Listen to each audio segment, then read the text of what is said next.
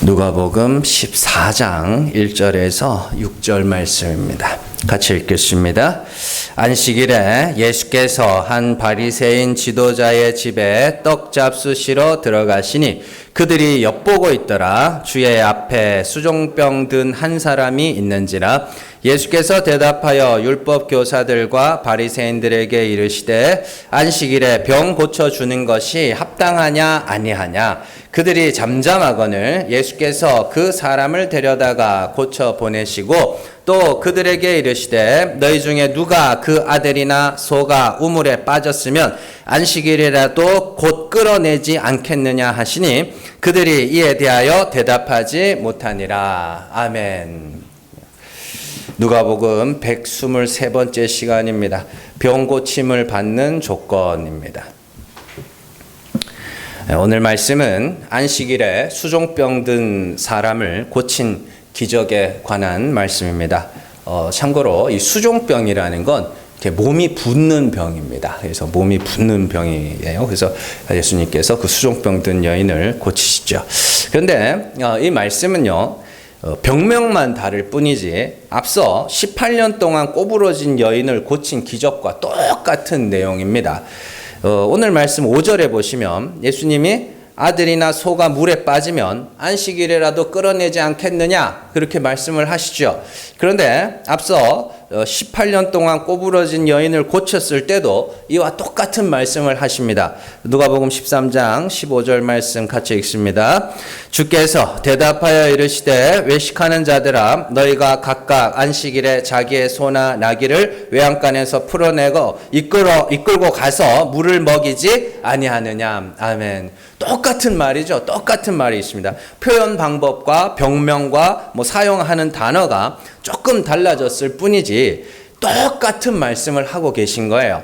이와 같은 방식은 성경에서 곧잘 사용되는, 특히 복음서에서 곧잘 자주 사용되는 방식인데 이게 샌드위치 구조라 그래가지고 그 두 이야기, 똑같은 두 이야기 사이에 그 가운데 있는 이야기들을 강조하기 위해서 사용하는 그런 말씀입니다. 이와 유사한 구조는 다른 곳에서도 발견할 수 있는데요. 짧게 한 가지만 살펴보도록 하겠습니다. 마태복음 19장 30절 말씀 같이 읽습니다. 그러나 먼저 된 자로서 나중되고 나중된 자로서 먼저 될 자가 많으니라. 20장 16절 같이 읽습니다. 그러나 먼저 된 자로서 나중되고 나중된 자로서 먼저 될 자가 많으니라. 아멘. 토시 하나 안 틀리고 똑같죠. 그래서 똑같은 말씀이 앞뒤로 나와요. 그리고 그 사이에 들어있는 그 19장 30절과 20장 16절 사이에는 무슨 이야기가 들어있냐면 포도원 품꾼의 비유가 그 안에 들어있습니다. 그래서 포도원 품꾼의 비유를 통해서 누가 먼저 된 자로서 나중되고 누가 나중된 자로서 먼저 될 자인지를 설명해주는 그런 말씀이죠. 그래서 우리가 잘 아는 바와 같이 포도원의 품꾼들이 처음에 한 데나리온을 받기로 주인과 계약을 하죠. 계약을 하고 어떤 이른 아침에 부름을 받습니다. 유대 사회에서 이른 아침은 우리 시간으로 하면 오전 6시입니다. 그래서 6시예요. 그래서 3시 그러면 9시고 6시 그러면 12시고 이렇게 시간 개념이 다릅니다.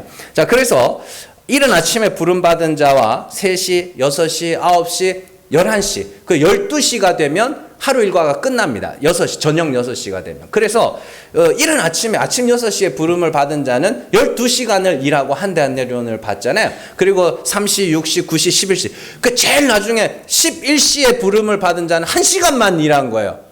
그러니까 이제 일이 끝나고 다 이제 품삯을 나눠줍니다. 나눠주는데 이른 아침에 와가지고 12시간 동안 땀 흘려 수고한 사람이 한 데나리온을 받았습니다. 아니, 11시에 부름받은 사람이 돈을 먼저 받아요. 그래서 돈을 한 데나리온을 받습니다. 이때 이른 아침에 온 사람이 내심 기대를 하는 거죠. 야, 저 1시간만 일한 사람도 저렇게 한 데나리온을 주는데 나는 더 했으니까 더 주지 않을까? 아니, 그랬는데 똑같이 한 데나리온을 주는 거예요.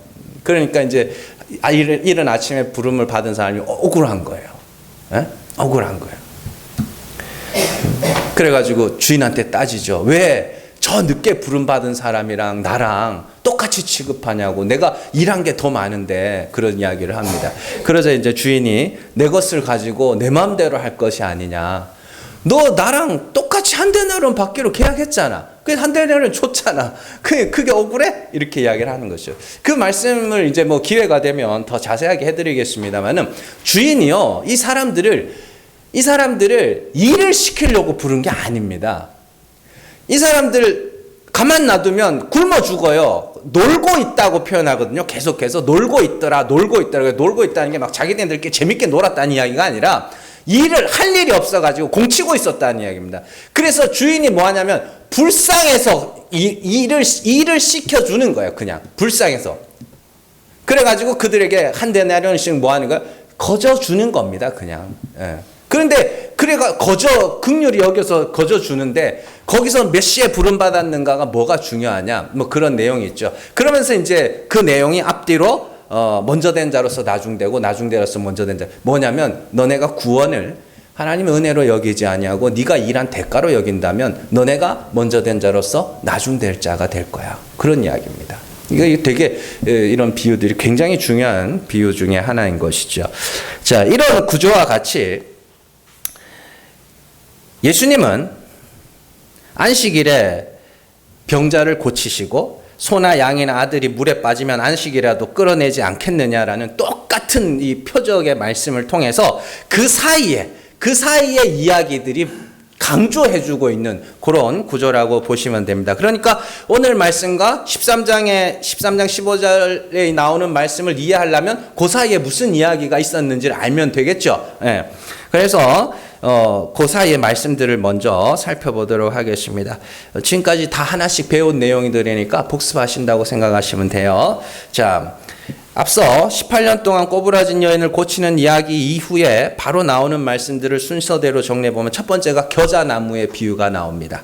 겨자나무의 비유는 예수님이 겨자나무로서, 그죠? 갈 곳 없는 새들이 깃들이게 된다라는 말씀이었죠. 누가복음 13장 18절에서 19절 말씀 같이 읽습니다. 그러므로 예수께서 이르시되 하나님의 나라가 무엇과 같을까? 내가 무엇으로 비교할까? 마치 사람이 자기 채소밭에 갖다 심은 겨자씨 하나를 같으니 자라 나무가 되어 공중의 새들이 그 가지에 깃들였느니라. 아멘.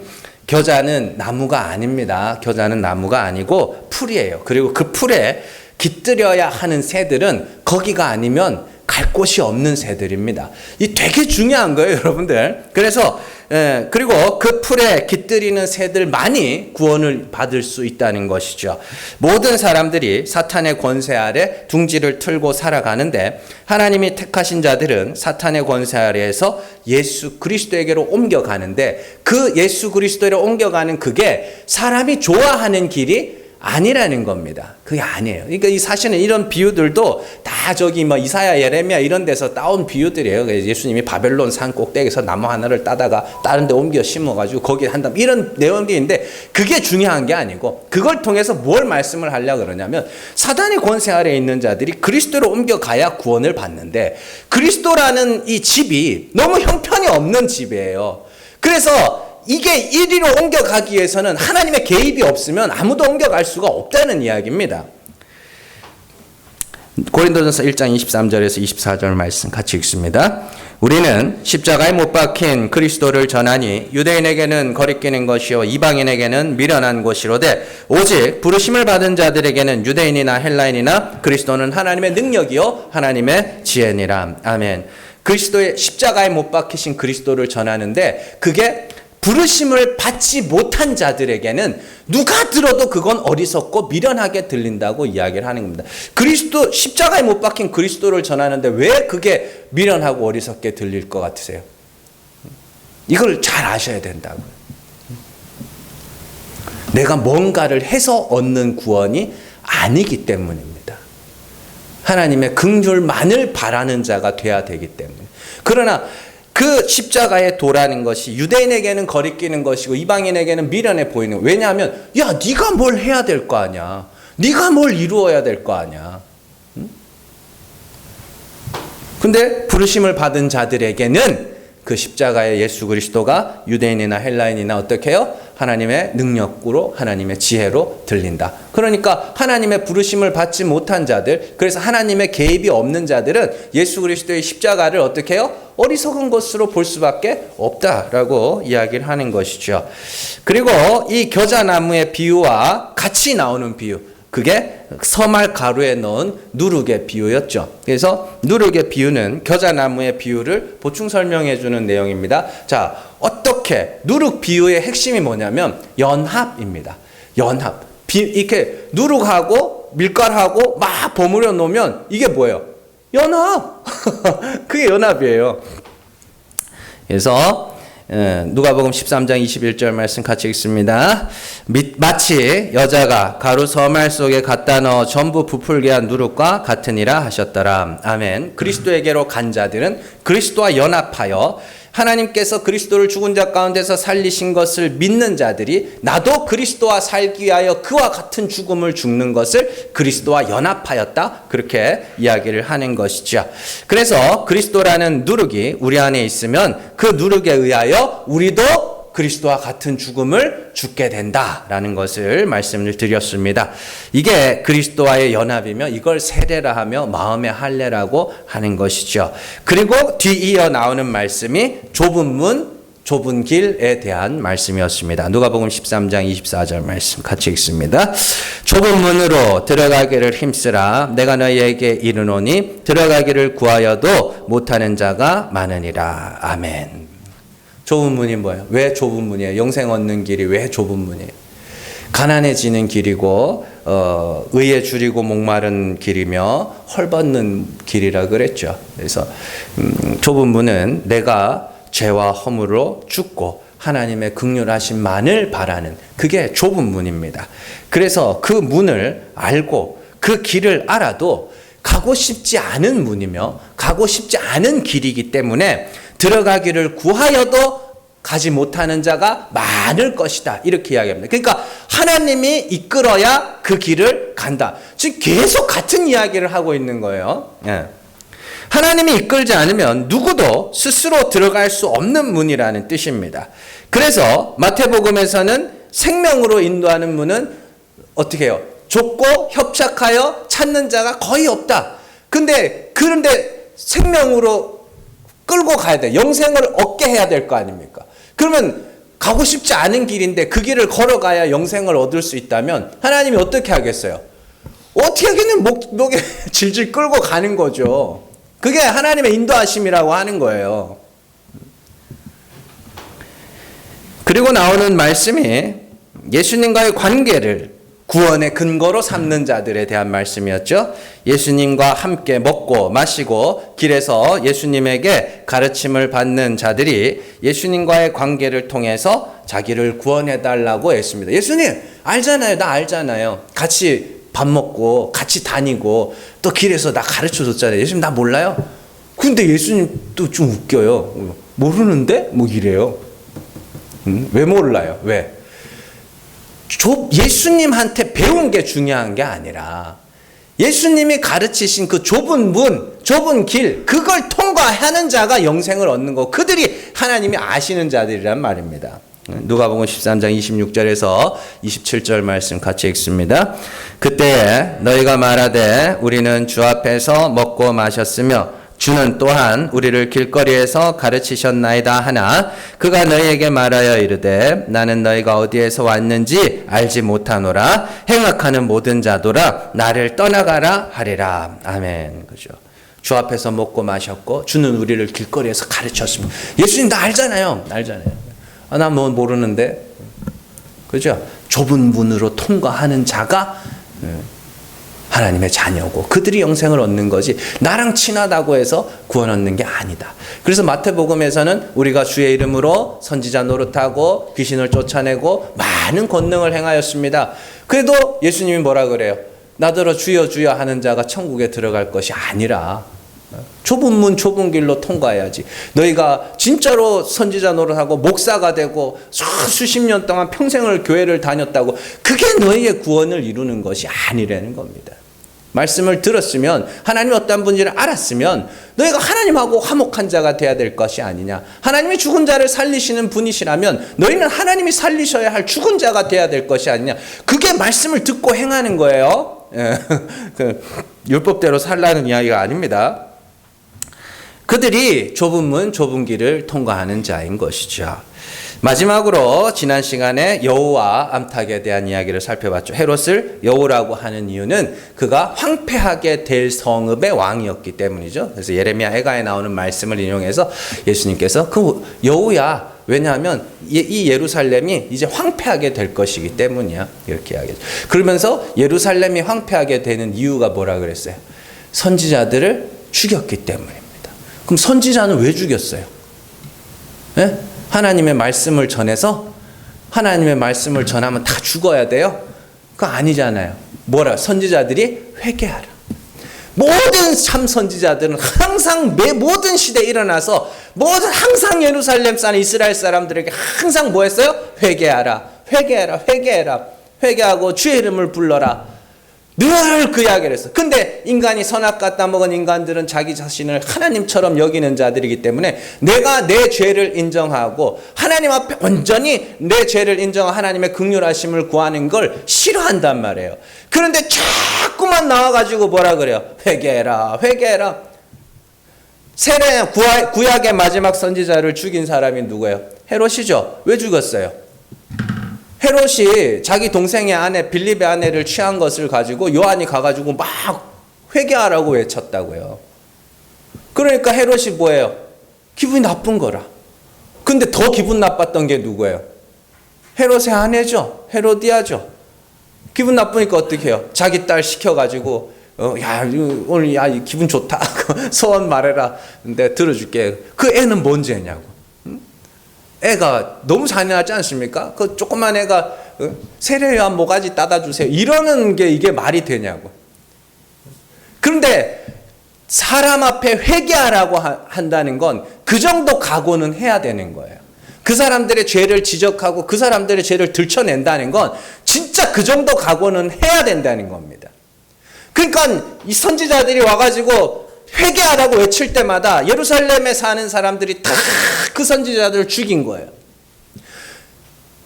그러니까 하나님이 그를 말씀하시죠. 내가 앞으로 선지자와 사도들을 보낼 것인데 너희는 그 사람들 죽일 거야. 그게 너희가 심판받는 근거가 되는 거야. 그러면 개 중에 구원받는 자들은 어떤 자들이에요? 그 말을 듣고 회개하는 자가 구원을 받는 거죠.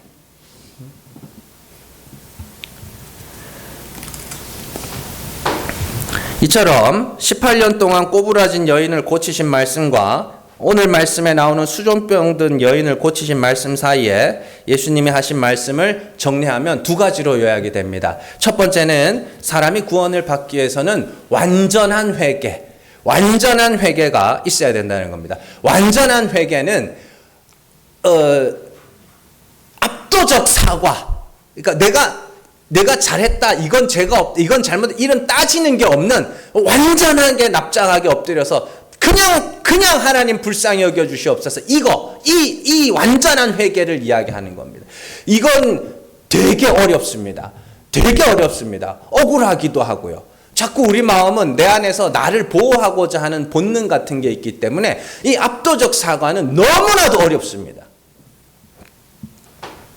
회개는 내가 지은 죄 하나, 두 개를 외치는 정도가 아니라 율법 전체를 어긴 자처럼 되는 것입니다.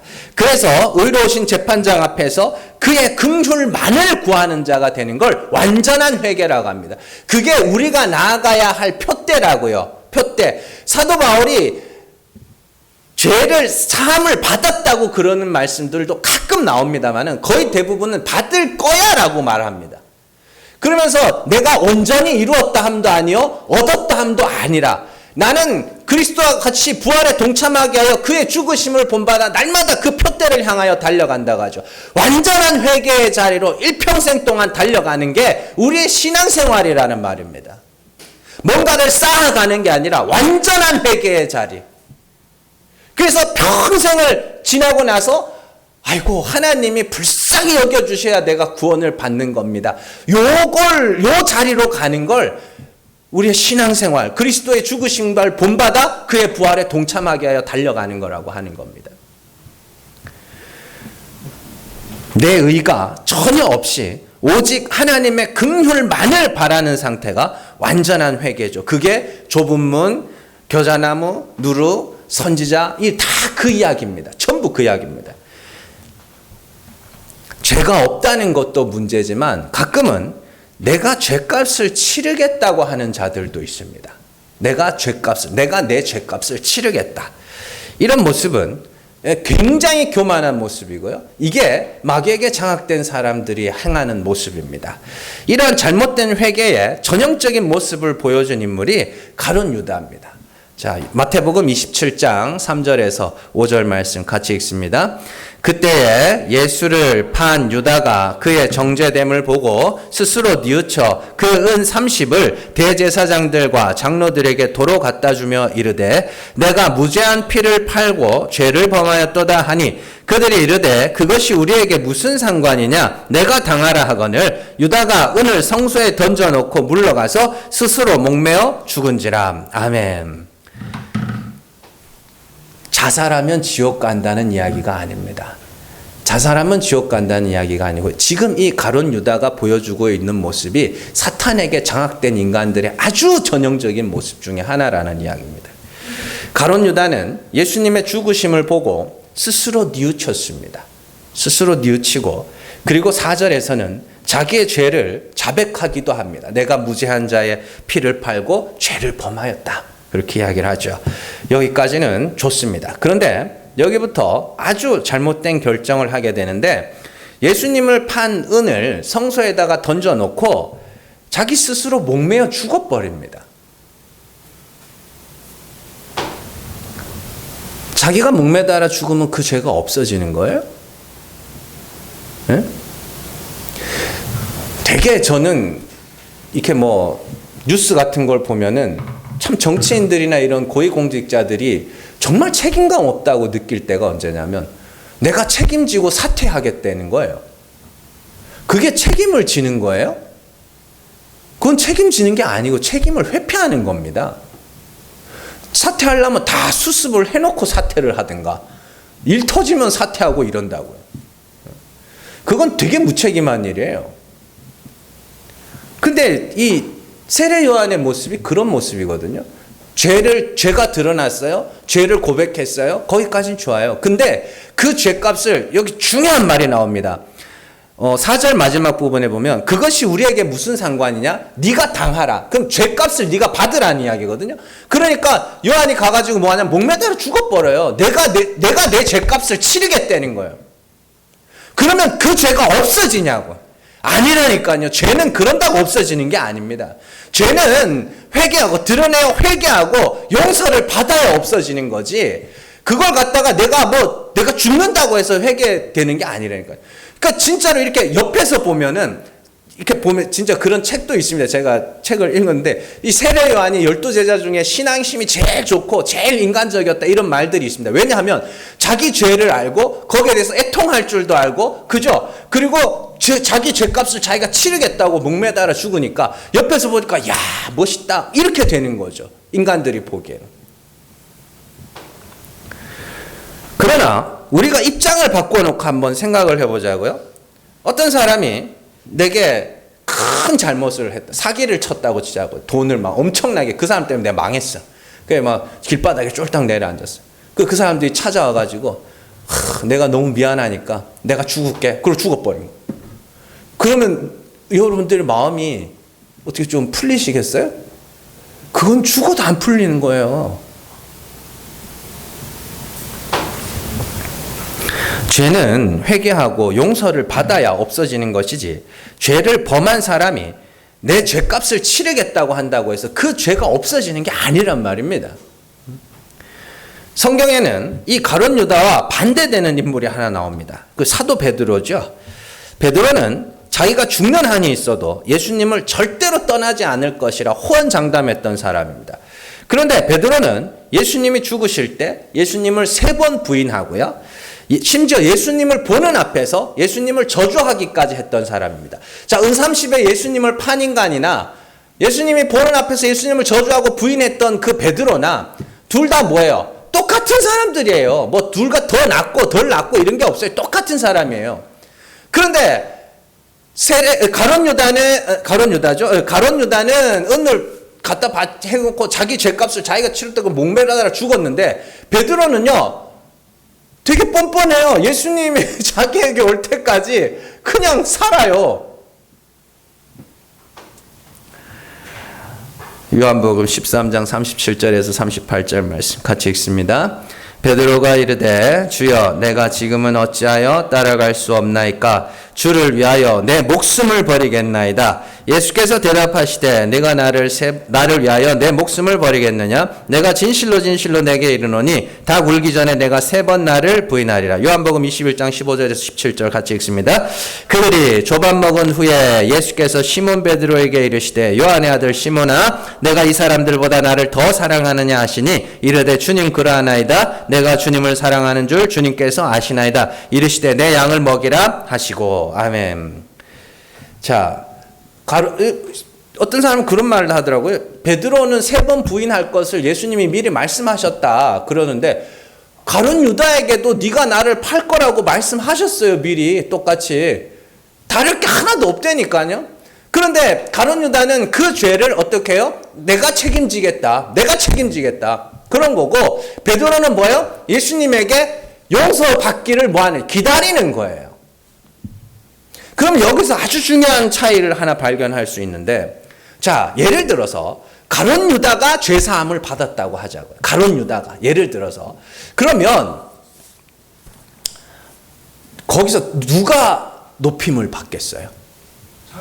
그렇죠. 가룟 유다가 높임을 받겠죠. 가룟 유다가 그 죄값을 자기가 치렀으니 가룟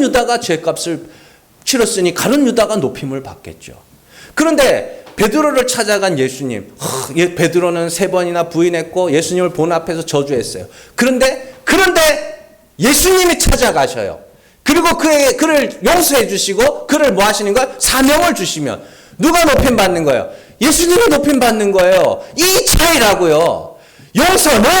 용서를 베푼 자가 높임을 받아야 되는 거지, 용서를 받는 자가 높임을 받으면 안 된단 말입니다. 내가 용서를 해줬는데 용서받은 자가 높임을 받고 있어. 이거 잘못된 거라고요. 그래서 하나님께서 우리에게 완전한 회개를 원하신다고 하는 겁니다. 내가 뭔가를 하고, 내가 뭔가 내 죄를 위해서 뭔가 어떤 특별한 행동을 하고 고행을 하고 수도 정진을 해서 내가 어떻게 죄사함을 받겠다, 이게 아니란 말이에요. 진짜 하나님의 긍휼하심과 그의 자비와 용서를 바라고 그의 사랑을 바라고 그냥 기죽은 듯이 기다리는 겁니다. 뭔가 특별한 어떤 걸 하는 게 아니고. 그래서 주변에서 보면 다소 뻔뻔해 보일 수도 있어요. 베드로가 더 뻔뻔해 보일 수도 있어요. 심지어 인간들은 예수님이 죽으신 걸 보고 야 이제 끝났다, 고기나 잡으러 가자, 그러고 고기 잡고 있었다니까요.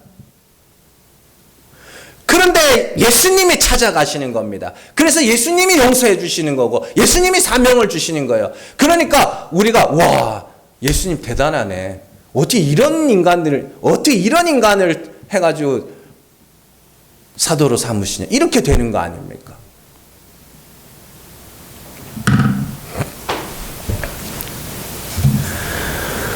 성도는 이런 완전한 회개의 자리, 뭔가 어떤 특별하게 고행을 하는 게 아닙니다.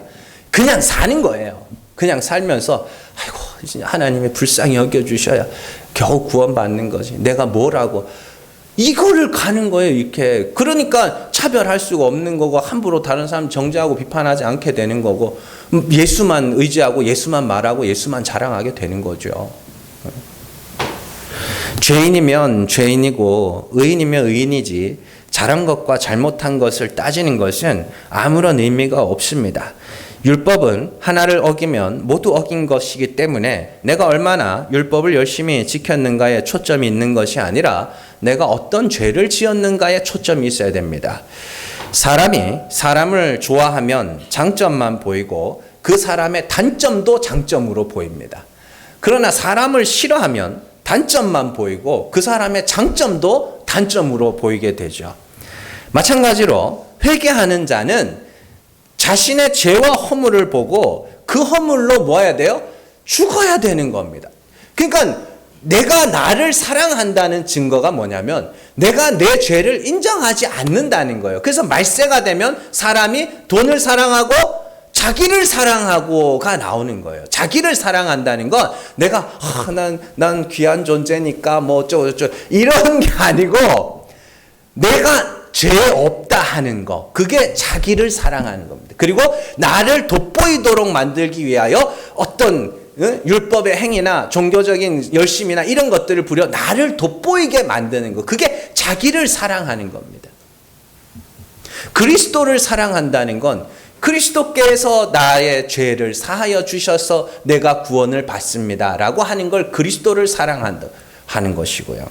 그러니까 예수를 사랑한다는 것의 반대는 예수님을 미워한다가 아니라 예수님을 사랑한다의 반대말은 나를 사랑한다. 그래서 육체로 자랑하는 것과 그리스도를 자랑하는 것을 자꾸 비교하는 말씀들이 성경에 나오는 것이죠. 야고보서 2장 5절 말씀 같이 읽습니다. 네, 사랑하는 형제들아 들을지어다. 하나님이 세상에서 가난한 자를 택하사 믿음에 부유하게 하시고 또 자기를 사랑하는 자들에게 약속하신 나라를 상속으로 받게 하지 아니하셨느냐. 10절에서 12절 같이 읽습니다. 누구든지 온 율법을 지키다가 그 하나를 범하면 모두 범한 자가 되나니 간음하지 말라 하시니가 또한 살인하지 말라 하셨은즉 내가 비록 간음하지 아니하여도 살인하면 율법을 범한 자가 되느니라. 너희는 자유의 율법대로 심판받을 자처럼 말도 하고 행하기도 하라. 아멘. 율법 하나에 어긴 것을 전부 어긴 자처럼 하나님의 긍휼을 구하는 걸 자유의 율법대로 행하는 거라고 하고, 그 행함이 없으면 죽은 믿음이라고 하는 겁니다. 이것이 진정으로 회개한 자들의 모습입니다. 죄값을 치르겠다 나서지 않는 것, 죄 없다 하지 않는 것, 잘한 것과 잘못한 것을 따지지 않고 그저 하나님의 긍휼하심만을 구하는 것, 그게 완전한 회개의 모습입니다. 우리는 그 자리로 가는 겁니다. 지금 그렇게 되세요가 아니라 방향을 알려드리는 겁니다. 완전히 이루어진 게 아니란 말이에요. 아직까지도 우리 안에는 성령의 인도하심과 육체의 정에 계속해서 싸운다고요. 나 죄 없다 하는 마음과 나 죄인이야 하는 마음이 계속해서 싸운다고요. 그러면 우리가 어느 방향으로 가는 것이 승리하는 길인지를 지금 제가 성경을 통해서 알려드리고 있는 거고, 그 길이라는 것이 그리스도와 같이 완전한 죽음에 이르는 게 되는 것, 완전한 죄인, 완전한 회개의 자리로 가는 것, 그것이 우리가 가야 할 생명의 길이라는 것이죠. 그런데 중요한 것은 그 길은 아무도 원치 않는 길입니다. 아무도 원치 않는 길입니다. 그래서 이러한 회개는 두 번째입니다. 하나님이 택하셔서 성령을 부으셔서 인도하시는 자들만이 갈 수 있다는 것이 그 중간에 나오는 말씀들이죠. 예수님은 좁은 길로 들어가기를 힘쓰라 하시며 들어가기를 구하여도 못하는 자가 많을 것이라 하였습니다. 겨자나무는 풀이기 때문에 그곳이 아니면 살 곳이 없는 새들만 그리로 가서 깃들인다고 말씀을 하셨죠. 온 세상이 예루살렘이라 회개하라 외치면 그 회개하라 외치는 자를 죽여버리는 그런 세상 속에 우리가 살아가고 있습니다. 그런데 그 중에서 하나님이 택하신 자들만 완전한 회개의 자리로 갈 수 있다는 것이죠. 그게 성령의 인도하심입니다.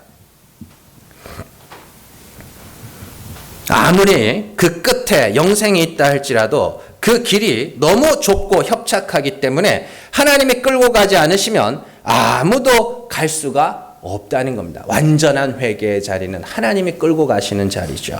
그래서 하나님은 우리에게 성령을 부으셔서 우리를 가난하게 하시며 줄이게 하시며 목마르게 하시며 에스겔에 가면 뭐라 그래요? 너의 죄와 허물과 가증한 행실로 말미암아 너희 자신을 미워하리라, 이렇게 말씀을 하고 있습니다. 그래서 결국에는 예수의 십자가만 의지하는 자가 되도록 만드는 것이죠. 우리에게 일어난 모든 일들이 우리를 예수 그리스도의 십자가를 의지하게 만들기 위한 하나님의 역사하심이며 인도하심입니다.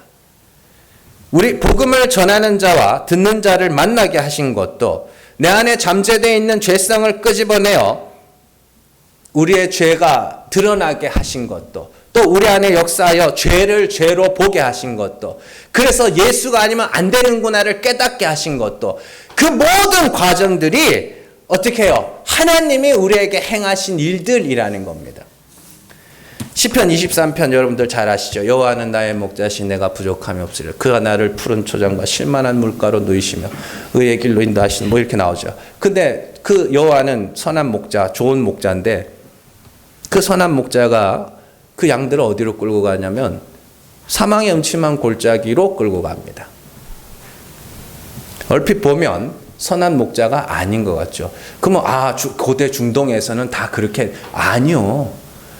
양들은요 선한 그 사망의 음침한 골짜기로 끌고 가면 안 돼요. 좋은 길로 끌고 갑니다 원래. 그런데 목자이신 여호와께서 사망의 음침한 골짜기로 끌고 갑니다. 왜냐하면 주의 지팡이와 막대기가 나를 안위하신다는 걸 깨닫게 하기 위하여, 예수의 십자가만이 나를 구원할 수 있는 유일한 방법이라는 걸 알도록 하기 위해서 여호와 이렇게 끌고 가는 겁니다. 사망의 음침한 골짜기로 끌고 가는 겁니다. 그게 좁은 문, 좁은 길입니다. 그리고 요한복음에 의하면 목자의 음성은, 양들은 목자의 음성을, 자기 목자의 음성을 알아들어요. 자기 목자가 아니면 절대로 따라가지 않습니다. 그래서 택하신 자들만 그 음성을 듣고 따라가고 반응하게 된다고 이야기를 하는 것이죠. 지금 예수 그리스도를 믿고 그리스도와 같이 죽고 하나님의 다시 살리심을 바라는 우리가 지나온 모든 세월이 사실은 하나님의 인도하신 생명길이었습니다. 어떤 특별한 길로 내가 걸어가는 게 아니라 하나님이 정하신 길로 끌고 가시는 거예요. 회개할 수밖에 없도록, 그래서 하나님의 긍휼하심만을 바랄 수밖에 없도록, 그래서 예수의 십자가만을 바라볼 수밖에 없도록 하나님이 끌고 오신 길이 우리 인생이었다 이 말입니다. 이런 하나님의 인도하심과 구원의 이야기를 보여주는 표적이 18년 동안 꼬부라진 여인과 이 오늘 말씀에 나오는 수종병 든 여인의 이야기입니다. 오늘 설교 제목이 병고침을 받는 조건이죠. 병고침을 받으려면 어떻게 해야 돼요? 예? 병이 나야 될 거 아니에요. 병이 나야 병고침을 받죠. 병이 안 났는데 어떻게 병고침을 받아요? 여러분들, 이게 제가 농담하는 게 아니고요. 아브라함에게 영생을 어떻게 얻는가를 가르쳐 주시기 위해서 하나님께서 아들을 주시는 이야기를 하잖아요. 아브라함이 99세 때까지, 사라가 생리가 끊어질 때까지 아들을 주시지 않은 건 하나님이에요. 무슨 말인지 아시겠어요? 사사기에 보면 하나님, 이스라엘 백성들이, 사사들이 일어나가지고 막 이스라엘을 구원하고 하는 막 재밌는 이야기들이 막 나옵니다. 근데 잘 보시면 이방 백성들에게 이스라엘을 파신 분이 하나님이에요. 한나의 이야기 다 아시죠? 한나와 브닌나, 엘가나라는 남편이 있는데, 엘가나라는 남편에게는 한나와 브닌나라는 두 여자가, 아내가 있었습니다. 근데 한나는 아들이 없고 브닌나는 아들이 있었어요. 그래서 이 브닌나가 막 아들도 없는 게 막 그러면서 막 괄시를 한단 말이에요. 근데 성경은 분명히 뭐라 그러면 하나님께서 아들을 주시지 않았다고 합니다. 하나님께서 태를 딱 붙잡고 안 주시는 거예요. 왜 안 주셔요? 왜 아브라함에게 아들을 안 주시고, 왜 이스라엘 백성들을 파시고, 왜 그래요? 왜? 뭐 때문에? 하나님의 역사하심을 보게 하기 위해서, 하나님의 은혜라는 걸 경험하도록 하기 위해서, 예수를 믿어야 영생에 이른다면 하나님께서는 예수를 믿도록 하기 위해서, 예수를 만나도록 하기 위해서 18년 동안 꼬부라진 여인도, 12의 혈루증 앓던 여인도, 38년 된 병자도, 오늘 말씀에 나오는 수족병 든 여인도 그 병이 어디서 왔겠냐고요. 하나님이 주신 거예요. 예수 그리스도를 만나고 영생을 얻도록 하기 위해서, 우리가 그리스도를 믿고 그리스도만을 의지하도록 하기 위해서 하나님이 우리의 인생을 끌고 오신 거라고요. 그래서 그 과정 중에서 내 죄가 드러날 때도 있었고, 때로는 너무너무 힘들어서 하나님 앞에 부르짖어 기도할 때도 있었고, 기적도 경험하게 하셨고, 그리고 이 교회 저 교회 다니다가 어떻게 하다 보니 이 지하에 와가지고 이렇게도 있는 거고 저도 어떻게 하다 보니 여기 있더라고요. 이게 무슨 일이야 이게.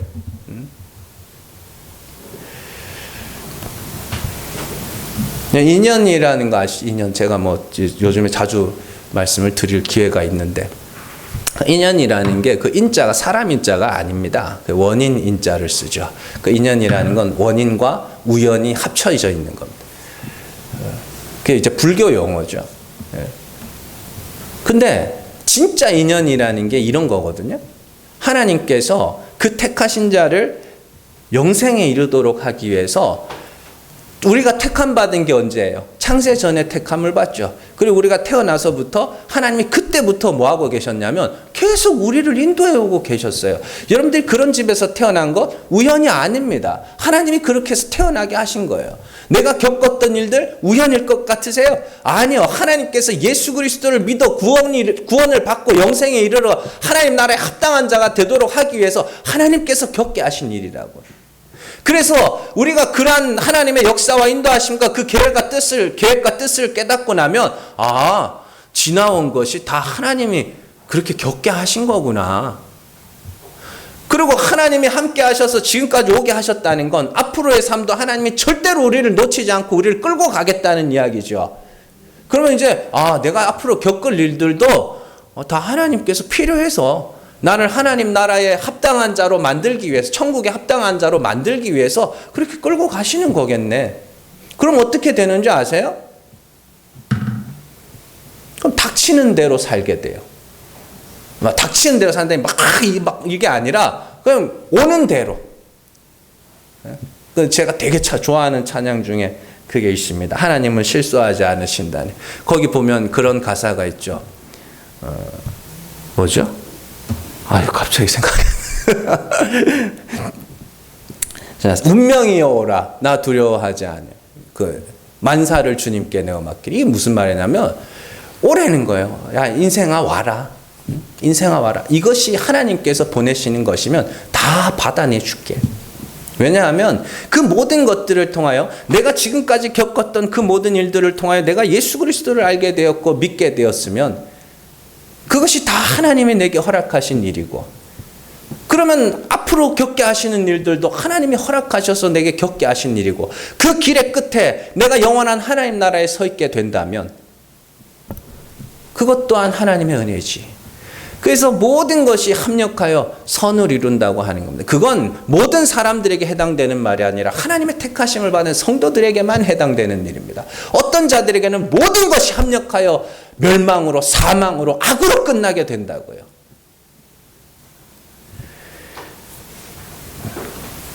여러분들, 우리의 목적지가 어딘지만 확실하게 아시면 됩니다. 우리는 완전한 회개의 자리, 그리로 끌려가게 될 겁니다. 지금껏 끌고 오셔서 예수를 믿게 하셨다면 하나님 반드시 거기로 끌고 가실 겁니다.